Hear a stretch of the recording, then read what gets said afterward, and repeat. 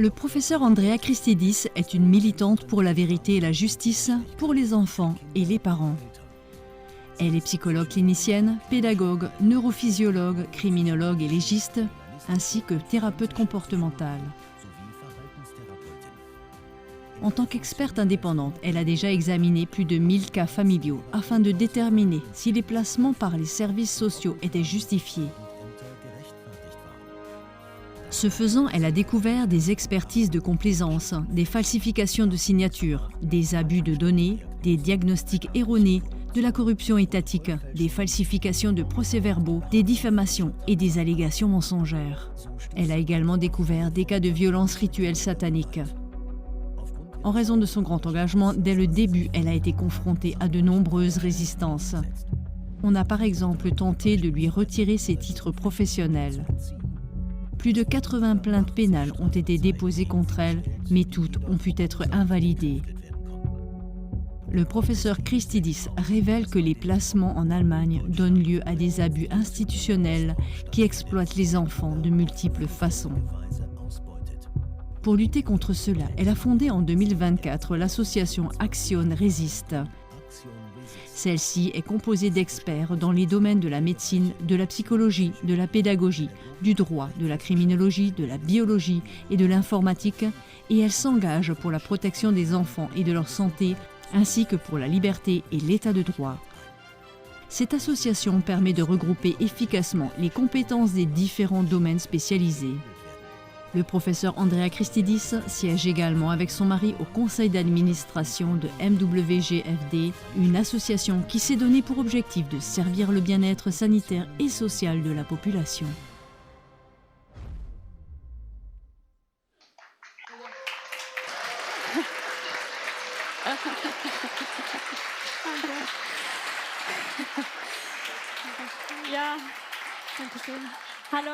Bonjour Andrea, ravi de te voir ici. Nous aimerions beaucoup que tu nous donnes quelques informations sur le trafic d'enfants et les placements en famille d'accueil. Toi, tu es l'experte. On aimerait bien savoir ce que tu as expérimenté. Et il y a plein de conférences. On pourrait t'écouter pendant des heures. Tu as beaucoup de choses à dire. Aujourd'hui, tu n'as plus que 20 minutes. Je te souhaite bonne chance pour le résumé. Merci. Merci de m'accueillir ici. J'ai remarqué que je connaissais déjà certains des intervenants et que j'avais déjà organisé des symposiums ou réalisé des interviews avec eux. Cela m'a tout de même beaucoup ému. Je vais simplement commencer par parler de la manière dont l'État peut également atteindre ces nombreux enfants.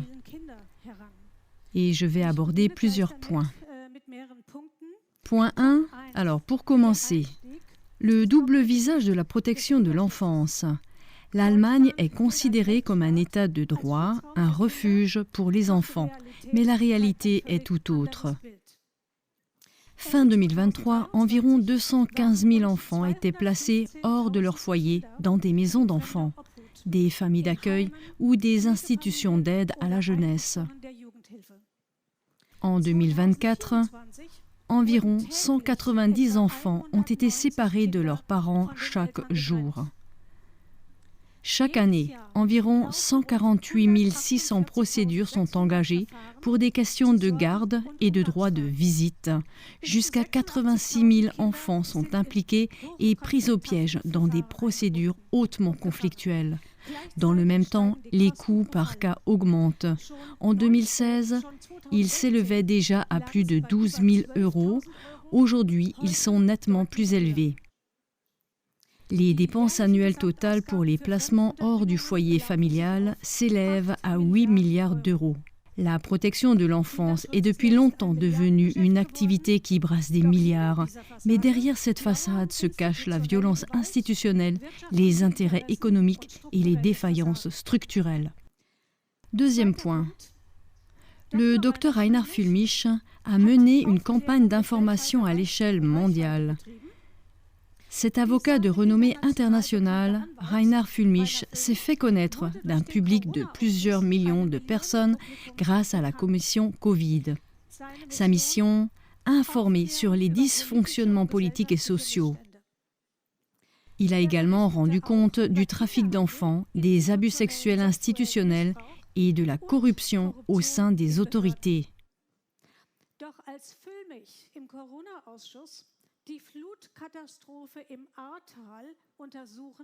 Mais lorsque Füllmich veut enquêter sur les inondations catastrophiques dans la vallée de l'Aar au sein de la commission Covid, où il aurait été question de crânes de bébés emportés par les eaux, ce que de nombreux habitants auraient rapporté, ce qui est bien sûr une indication d'abus rituels, une lutte de pouvoir commence.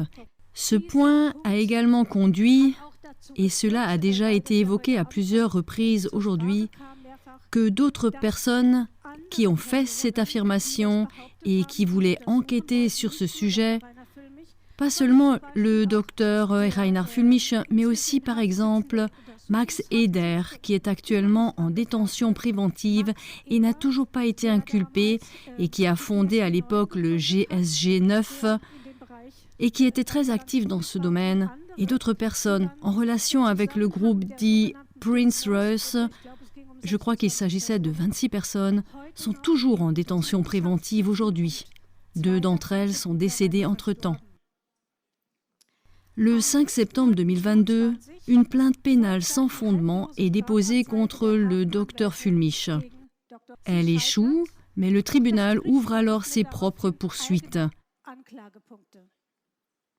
Un schéma que connaissent bien de nombreux enquêteurs. Ceux qui posent des questions dérangeantes deviennent eux-mêmes des suspects. Plus tard, le docteur Reinhard Füllmich fonde ICIC, ICIC.law, un portail international d'information. Ces interviews, notamment celles de Călin Georgescu le 22 décembre 2022 et de Cathy O'Brien le 20 août 2023, ont touché un public mondial. Comme l'a déjà expliqué Marcel Polt, aujourd'hui, Cathy O'Brien a été victime d'abus rituels. Elle a également été impliquée dans ce programme MKUltra en tant que cobaye, pour ainsi dire.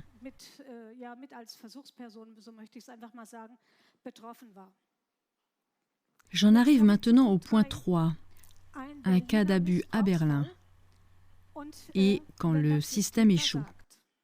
Au centre de l'affaire se trouve un garçon de 4 ans qui raconte à sa mère avoir été victime d'abus oraux et anaux de la part de son père. Une pédiatre et des médecins de la Charité confirment les soupçons sérieux d'abus sexuels continus. Il existe des photos et des rapports qui en attestent. J'en ai déjà parlé en décembre dernier lors d'un symposium en Bavière. Vous pouvez toujours le retrouver sur YouTube, sous Action Resist. Mais l'avocate berlinoise n'a pas transmis au tribunal les résultats essentiels de l'enquête, selon la mère. Le LKA a alors clos l'enquête. La raison invoquée, tout cela doit être le fruit de l'imagination de l'enfant ou résulter de l'influence de la mère. Les enregistrements audio des interrogatoires montrent qu'il n'y avait aucune trace d'influence de la part de la mère. Je dispose de ces enregistrements audio. La procédure est close, la mère n'a plus d'accès à son enfant depuis de nombreuses années. Le garçon a aujourd'hui 14 ans. Des témoins m'ont rapporté, je ne peux ni vérifier ni enquêter à ce sujet, que le garçon se prostituerait désormais dans les rues de Berlin.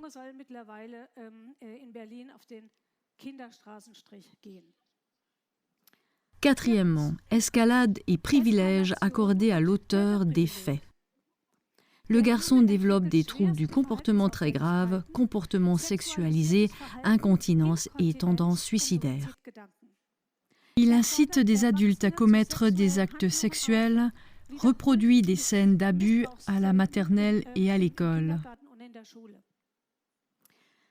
Des médecins ont recommandé une thérapie, mais ces recommandations ont été ignorées.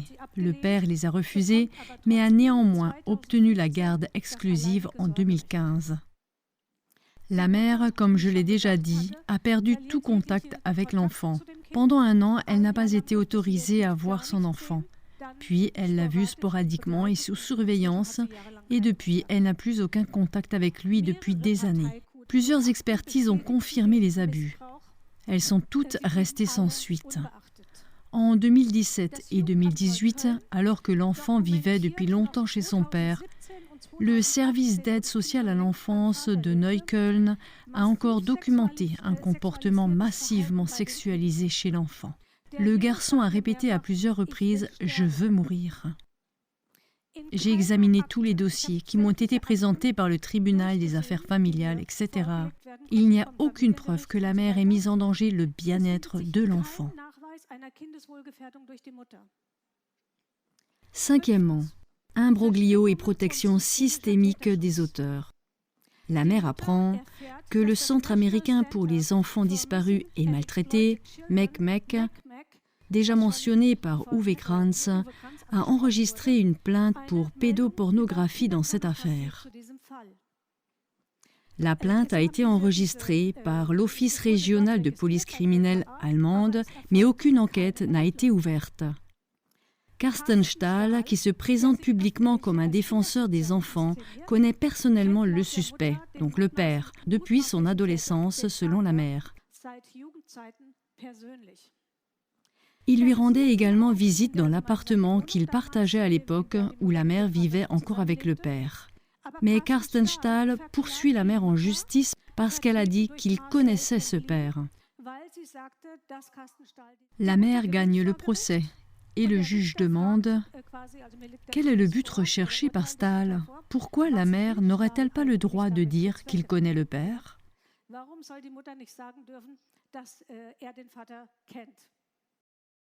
Sixièmement, l'affaire Dr Dorothea Thull, l'intimidation d'une médecin. La pédiatre Dr Dorothea Thull rédige, à la demande de la mère, un rapport médical qui confirme les abus sexuels chroniques subis par le garçon. Peu après, elle est agressée devant son appartement. Elle est menacée, internée en psychiatrie, et lorsqu'il s'avère impossible de la faire interner, elle est placée en détention provisoire pour insulte présumée. Septièmement, contexte social. Quand la protection de l'enfance devient une industrie. Derrière ces destins individuels se cache un système aux motivations inappropriées. L'aide publique à l'enfance et à la jeunesse engloutit chaque année des milliards. Chaque enfant placé coûte en moyenne plus de 12 000 € par mois. Certaines institutions reçoivent 10 fois plus. Aujourd'hui, les responsables politiques, j'ai moi-même été élu local, c'est pourquoi je peux le dire, considèrent la pauvreté comme une menace pour le bien-être des enfants. Si la pauvreté est censée constituer une menace pour le bien-être des enfants, on peut naturellement se demander pourquoi les parents ne peuvent pas garder leur enfant. Pourquoi les foyers pour enfants ou les parents d'accueil reçoivent-ils cet argent ? À cela s'ajoute une pauvreté infantile croissante qui, selon le Bundestag, a des conséquences considérables sur l'ensemble du parcours scolaire. La surcharge des tribunaux familiaux, l'absence de conservation des preuves en cas d'abus sexuels et une protection institutionnelle des auteurs qui criminalisent les mères lorsqu'elles soupçonnent ou signalent des abus.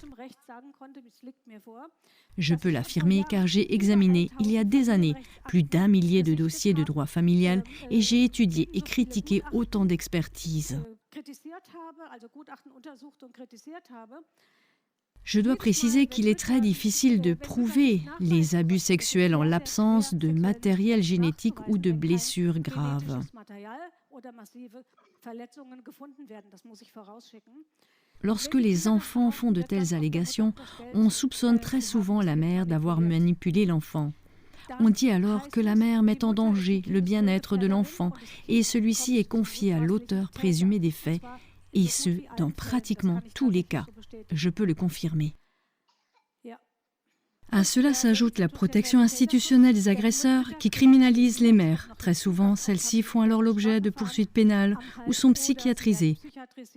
Elles reçoivent parfois des diagnostics qui ne correspondent en rien à la réalité. En d'autres termes, celles qui dénoncent les abus risquent de perdre leur propre enfant. La protection des auteurs d'abus devient ainsi une raison d'État. Huitièmement, parallèle historique, le côté obscur de l'éducation en foyer. Ces cas ne sont pas isolés.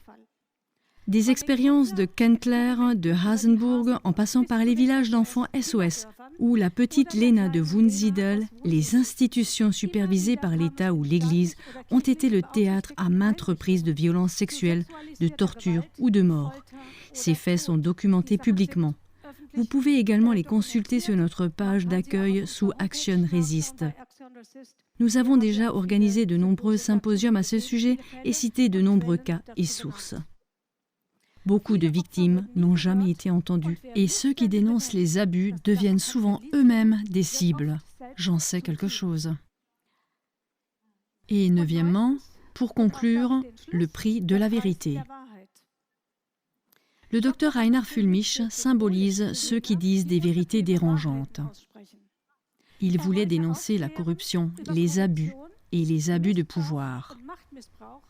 Pour cela, il a été criminalisé.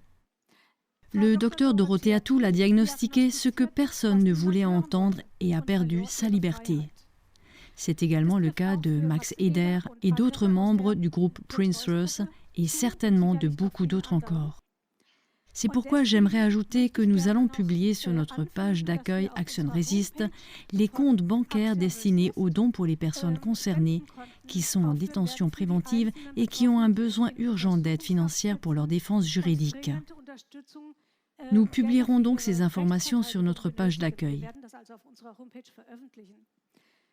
Des mères qui voulaient protéger leurs enfants ont été privées de leurs droits et des enfants qui avaient besoin d'aide ont été livrés au système qui devait les briser.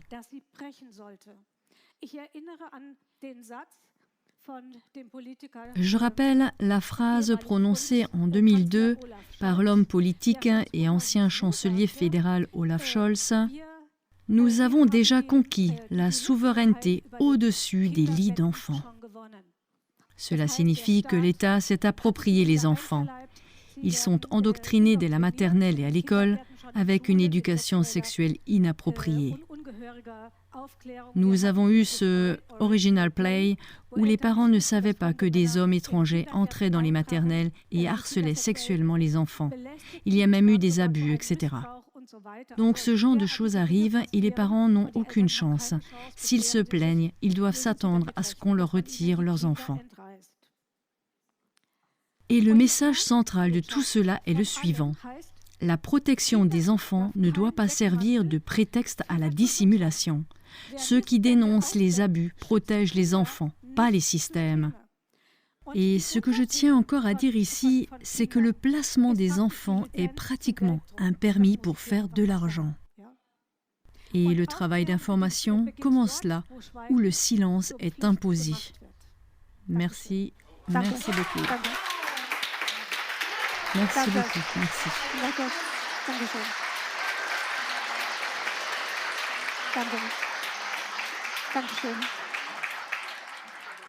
Merci beaucoup. Tu as fait ça merveilleux en si peu de temps et c'est tellement concentré. Je veux te remercier parce que tu t'engages tellement pour les enfants. Tu es vraiment quelqu'un qui est plein de courage. Tu as tout le temps, on fait des plaintes contre toi. Tu as préparé pendant la nuit parce que tu devais encore à un tel tribunal ou un tel tribunal. Toi, tu es une héroïne.